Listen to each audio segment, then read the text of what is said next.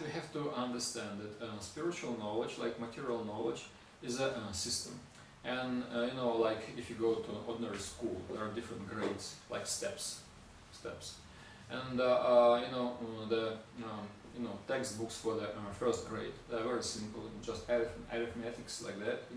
But if you study mathematics in the high school, it's the same science, but at a different level. So there are some complicated formulas, some integrals, like that. But in the first grade, they just say 1 + 1 = 2. That's the truth. It's a simple truth. It's truth, but it's simple truth, just of the beginning level. So if you understand that spiritual science also has many levels, then we don't have any problem with understanding different traditions. It's like the same light. You see, there is a lamp, here and there. But the lamps can be of different power. Some small lamp, powerful lamp, they're all light, but different grades of light. So we can say that different scriptures, different traditions are just different degrees of the divine revelation. Some of them, they just illuminate some simple truth. That you are eternal soul, that there is God, and there is a way to connect to God. You pray, you do good unto others, don't do anything bad, keep your morals and ethics like that. So it's very simple. It's correct, but they don't go into details. They don't go into this reincarnation and karma. It's pretty complicated things. And little kids, they can't understand the complicated things. You can tell them later. So if they still go to school, then later on they will understand it. So we can say that religion or spiritual education, it goes through different processes. And different scriptures are like different textbooks for different grades. Because we understand that many religious traditions, they were formed in different times for different people in different historical and geographical situations. People are conditioned differently. So that's why this idea of God, absolute truth, had to be adapted to their particular mental level, to their culture, like that.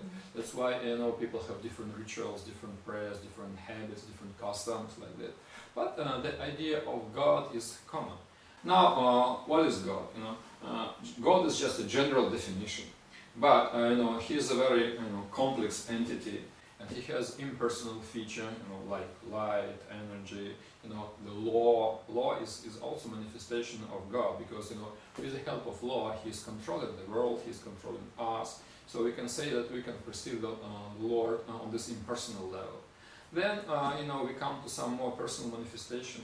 There is some, universal mind, universal intelligence, which is controlling all these processes in the universe and inside our body.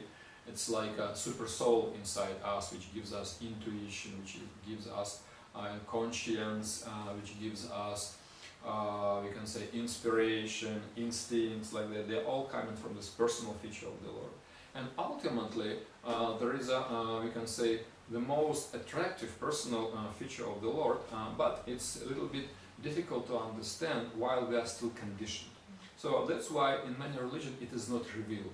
It's just hidden to some degree.